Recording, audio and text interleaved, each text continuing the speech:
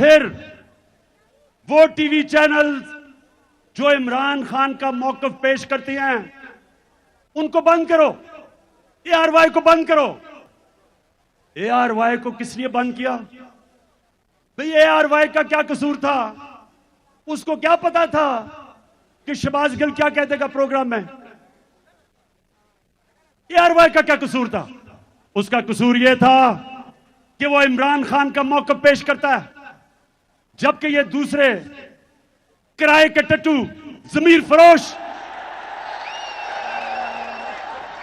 ये वो चैनल्स जो किरदार कुशी करते हैं और फिर सोशल मीडिया के लोगों के ऊपर क्रैकडाउन, सोशल मीडिया के बच्चों को टेलीफोन करके धमकियां, उनको डराना, उनको पकड़ लेना, खौफ फैलाना कि किसी तरह